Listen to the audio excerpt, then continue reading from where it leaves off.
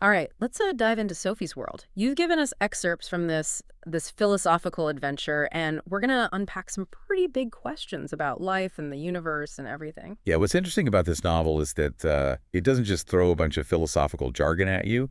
It uses the story of Sophie Amundsen to make these ideas come alive. Right. She's Yeah. just this, regular 14-year-old who starts receiving these mysterious philosophy lessons. Yeah. And through her journey with her teacher, Alberto Knox, we get to explore kind of the evolution of thought from the ancient Greeks to modern times. The novel challenges us to think about whether we're truly experiencing the world or just accepting a prepackaged reality. Right. Remember how, as children, we were constantly questioning and exploring? Yeah. Sophie's world invites us to reclaim that sense of wonder. It's like that feeling of seeing the world for the first time again. Yes. But instead of focusing on the simple things, like a child might, we're diving deep into the fundamental questions that have perplexed thinkers for centuries. And the novel starts us off with the pre-Socratics, who are grappling with some pretty big questions about the origin of the universe. Yeah. Before philosophy, people relied on myths like the Norse scale of Thor and the giants to explain natural phenomena. Yeah. Um, But the pre-Socratics wanted to move beyond those mythological explanations, right? absolutely. So you have someone like Thales who thought everything originated from water. hmm I mean, it makes sense. Water is essential for life, but it's pretty wild to think it's the basis of the entire universe. It is. But then you have Anaximander who proposes this boundless apeiron as the source of everything. Right. It's fascinating how these early philosophers were already trying to conceptualize something beyond our immediate experience. And then there's Heraclitus with his emphasis on constant change. Yes. No man ever steps in the same river twice. Mhm. I remember that one really blowing my mind when I first read it. Yeah. It makes you realize that everything is in flux. Exactly. Nothing stays the same. It challenges us to consider how we perceive time and change, which is something philosophers continue to grapple with today. But then you have Parmenides, who goes in a completely different direction, arguing that everything is actually unchanging being. Wait, so it's either constant change or no change at all. Right. That seems like a pretty big philosophical debate right from the start. It is. And Empedocles tries to bridge the gap Mm. by proposing four elements, earth, air, fire, and water, that combine and separate to create the diversity we see around us. So instead of things appearing and disappearing, it's more about the rearrangement of these fundamental building blocks. Exactly. That's a pretty clever way to reconcile those seemingly opposite views. It is. And then you have Democritus, Yeah. who takes this idea of fundamental building blocks even further with his atomic theory. Everything is made up of these tiny indivisible particles. Right. Instead of just saying atoms, the book uses the analogy of Lego blocks, Yes. which I think is Right. brilliant. Yes. You can build anything with Legos just like atoms combine to form everything in the universe. It helps make this abstract concept a little more tangible, right? It's also a great example of how philosophy uses metaphors and analogies to help us understand complex ideas. Totally. And then the book dives into the life and thought of Socrates, who's often considered the father of Western philosophy. Socrates was all about challenging assumptions and using reason to get to the truth. He didn't claim to have all the answers, but instead used a method of questioning, now known as the Socratic method, to provoke critical thinking. It's like he was constantly poking holes in people's beliefs, making them examine what they actually knew. Yeah. Know thyself was a key phrase associated with Socrates, emphasizing the importance of self-knowledge and understanding. And this pursuit of knowledge and virtue led him to challenge the status quo, which ultimately got him into trouble with the authorities. Yeah, he was accused of corrupting the youth and not believing in the gods. Even though he was sentenced to death, he chose to stand by his principles, showing an unwavering commitment to truth and reason. His life and death serve as a powerful reminder that challenging conventional wisdom can come at a cost. And speaking of challenging conventional wisdom, that's exactly what Plato, one of Socrates' students, continued to do with his own philosophical explorations. Plato took Socrates' ideas about knowledge and virtue and developed them into a complex metaphysical system. One of his most famous ideas is the theory of forms. Okay, I'll admit the theory of forms is a little mind-bending. It's the idea that there's this perfect, unchanging realm of forms, and everything we see in the physical world is just an imperfect copy. Right, so imagine the perfect form of a horse exists in this realm of forms, and all the horses we see in the real world, are just imperfect representations of that ideal form. But how do we access this realm of forms? Are we just stuck with the shadows on the cave wall, so to speak? That's where the allegory of the cave comes in. It suggests that we need to break free from the limitations of our senses and use reason to ascend to true knowledge. It's a powerful metaphor for the philosophical journey itself. I've always been fascinated by that allegory. But is it suggesting that only philosophers can access true knowledge? Is there no value in experiencing the world through our senses? That's a great question, and one that has been debated for centuries. Plato certainly seems to prioritize reason over sensory experience, but perhaps it's more about finding a balance between the two. Plato also believed the soul is divided into three parts: reason, will, and appetite. How we manage those parts shapes our character and actions. He even applied this idea to his vision of an ideal state, where society is divided into rulers, warriors, and laborers, each reflecting those aspects of the soul. Okay, so society's like a giant soul with each group playing its part. But wasn't Plato also surprisingly progressive for his time, believing that women were just as capable of governing as men? He was. He argued that women possess the same capacity for reason and should be given the same opportunities for education and leadership roles. It's a reminder that even within seemingly rigid systems, there could be glimpses of forward-thinking ideas. And then we have Aristotle, another of Plato's students, who had his own unique way of looking at the world. While Plato focused on the abstract realm of forms, Aristotle was more grounded in the empirical world, emphasizing observation and experience. He believed that everything in nature has a specific potential, a goal it's striving towards. Think of the acorn and the oak tree. The acorn has the potential to become a mighty oak, but that potential needs to be actualized. So it's not just about observing things as they are, but also understanding their potential, where they're headed. Exactly. I like that. It's like he's adding another layer to our understanding of the natural world. Aristotle was also big on categorization.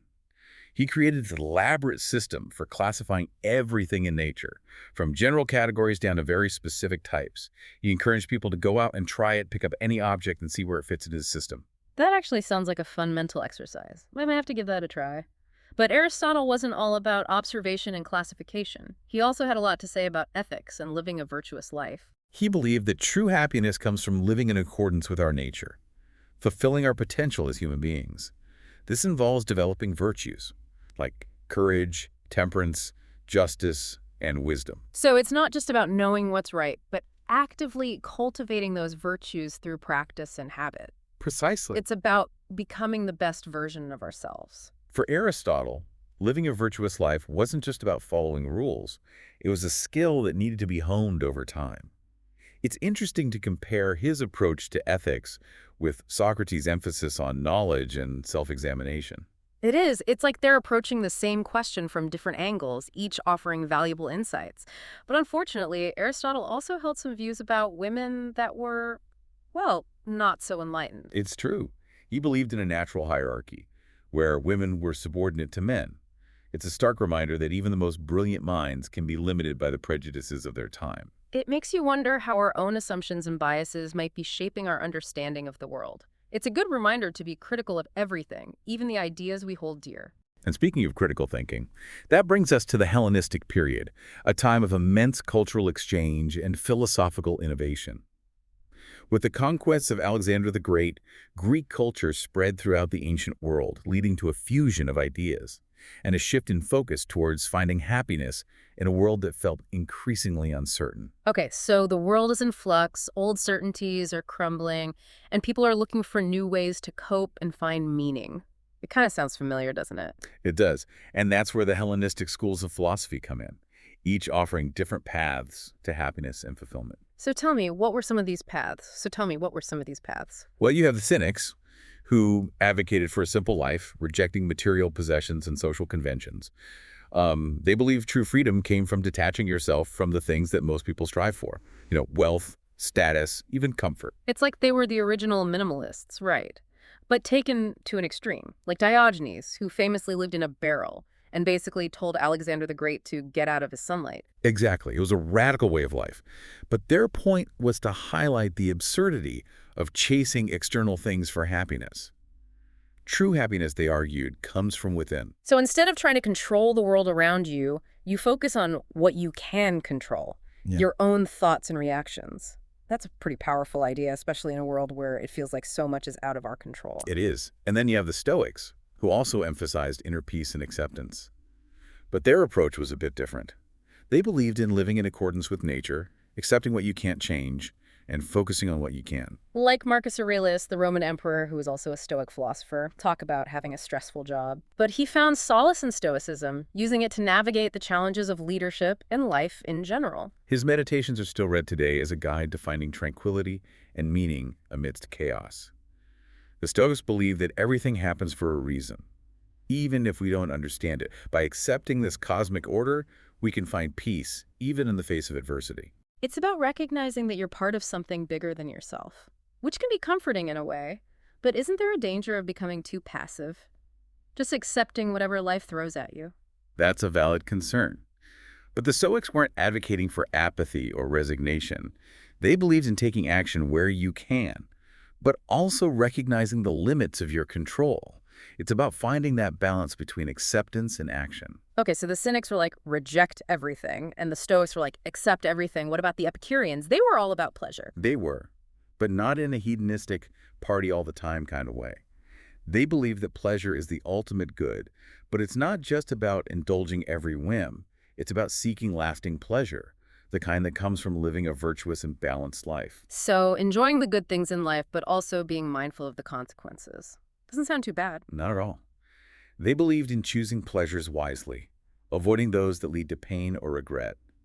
It's about finding that sweet spot, enjoying life to the fullest, but also being responsible and ethical. Okay, that makes sense.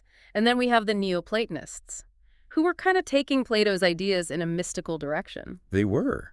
Think of Plotinus, who believed that the universe emanates from this divine one, this ultimate source of goodness and beauty, and our souls, being part of that divine source, yearn to return to it. So it's like a cosmic homesickness. We're all just trying to find our way back to this ultimate unity. Exactly.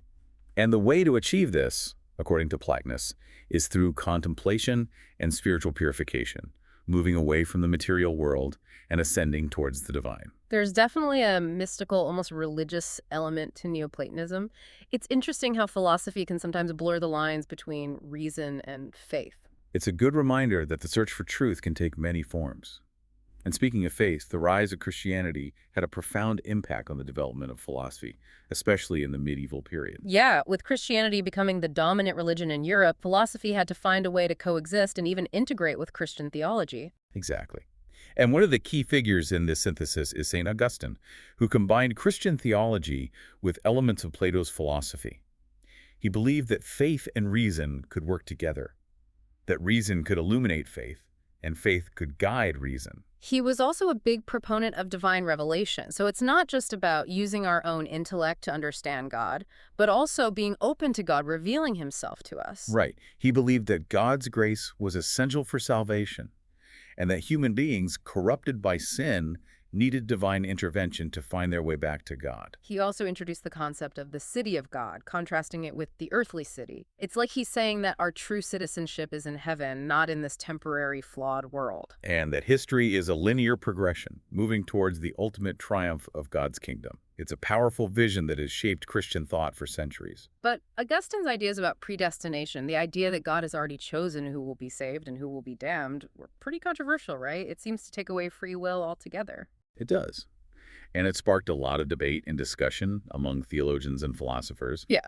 But then comes Thomas Aquinas, who tries to bridge the gap between faith and reason in a new way. Aquinas was a big fan of Aristotle, right? He tried to reconcile Aristotle's philosophy with Christian theology. He did. Aquinas argued that reason and faith are not at odds with each other. In fact, he believed that they could lead us to the same truths. He called it natural theology, the idea that we can use our reason and observation of the natural world to understand God's existence and attributes. So instead of relying solely on Scripture, you can also use your own intellect and experience to come to know God. Exactly. For Aquinas, the universe itself is a reflection of God's design and wisdom. By studying the natural world, we can learn about the Creator.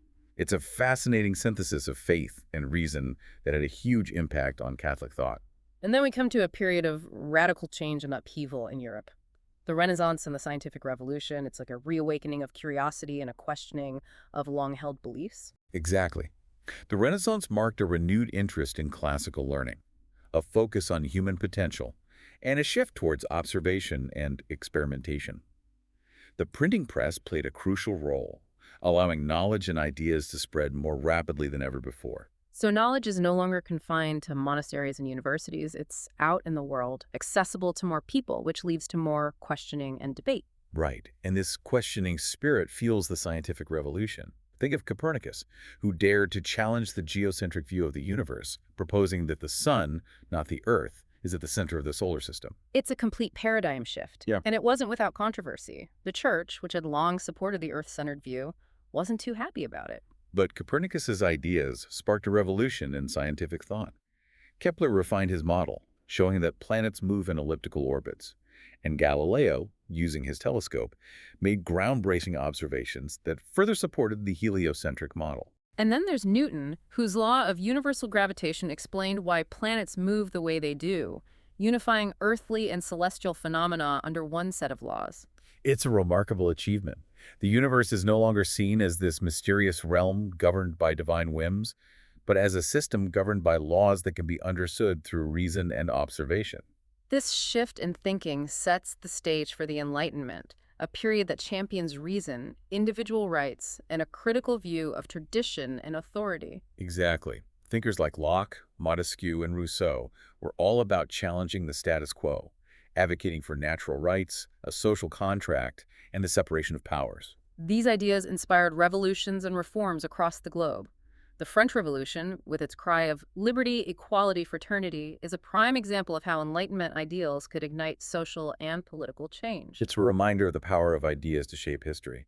But amidst this emphasis on reason, we also see the rise of Romanticism. It's like a counter-movement, a reaction against the Enlightenment's focus on logic and rationality. So instead of just cold, hard reason, the Romantics were embracing emotion, intuition, and a connection to nature. It's like they were saying that there's more to life than just logic and empirical observation. Exactly. They emphasize the importance of imagination, creativity, and the subjective experience of beauty and awe. Think of the Romantic poets like Wordsworth and Coleridge, who found inspiration in the power and beauty of the natural world. It's like a pendulum swing, right? From reason to emotion, from the objective to the subjective. But these seemingly opposing forces are both part of the human experience, aren't they? They are. And then you have Kant, who tries to bridge the gap between these two perspectives. He's famous for his idea of things in themselves, the idea that we can never truly know reality as it is, only how it appears to us. Okay, so our minds are shaping our experience of reality. We're not just passively receiving information, we're actively constructing our own understanding of the world. Exactly. Kant was a brilliant synthesizer, trying to reconcile the rationalism of the Enlightenment with the emerging ideas of idealism and romanticism.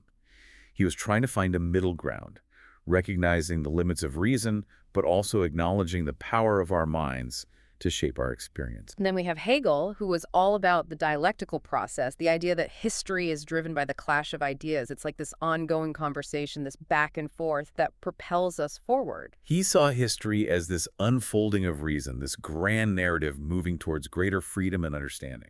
But then comes Kierkegaard, who throws a wrench in the works with his focus on existentialism. Kierkegaard was all about individual choice, angst, and the leap of faith. He wasn't interested in these grand narratives or abstract systems. He was focused on the lived experience of the individual, the anxieties and choices we face in a world without inherent meaning. He believed that we are condemned to be free, meaning that we are thrown into existence without any inherent essence or purpose. It's up to us to create our own meaning through our choices and actions. That's a lot of pressure. No wonder he talks about angst. But it's also empowering in a way, right? It is. It means that we have the power to shape our own destinies, even if it's in a world that might feel absurd or meaningless. And this existential angst is reflected in the art and literature of the time. Yeah, like the theater of the absurd. Those plays were wild, exploring the absurdity and meaninglessness of human existence using dark humor and unconventional storytelling. Exactly. Think of Samuel Beckett's Waiting for Godot. It's all about these two guys waiting for someone who never shows up. It's a powerful metaphor for the human condition, our search for meaning in a world that often feels devoid of it. And it's not just existentialism and the theater of the absurd. The 20th century also sees the rise of feminist philosophy, Yeah. challenging traditional gender roles and power structures. Thinkers like Simone de Beauvoir, whose book The Second Sex was a landmark work in feminist thought. She argued that women are often defined by their relationship to men, treated as the other, rather than as autonomous individuals. Her work is a powerful critique of patriarchy and the ways in which women have been marginalized and silenced throughout history. And alongside these social and political critiques, we also see a growing concern for the environment with the emergence of eco-philosophy. It's the realization that we're not separate from nature, that our actions have consequences for the entire planet. Exactly.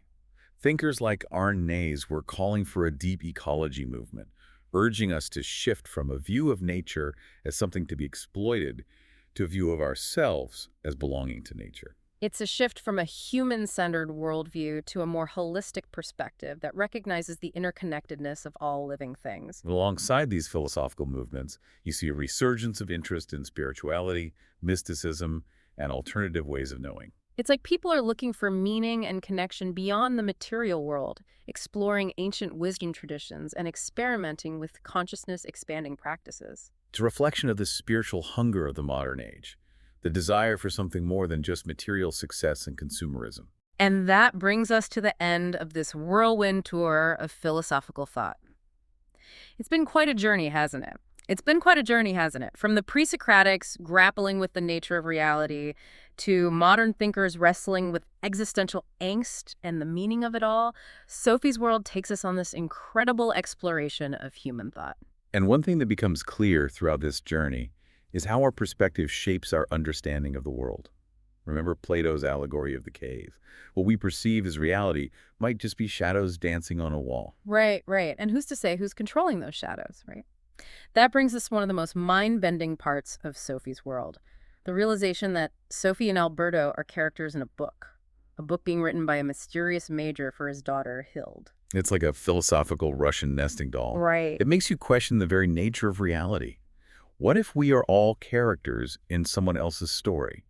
Does that mean our lives are any less meaningful? That's a great question. I remember the first time I read that part, it completely blew my mind. It's such a clever way to illustrate the philosophical idea that there might be levels of reality beyond our comprehension. It challenges us to think about the limits of our own knowledge and perception. Right. Are we truly free agents, or are we just playing out a predetermined script? Right. It could make you feel insignificant, like a puppet with no agency.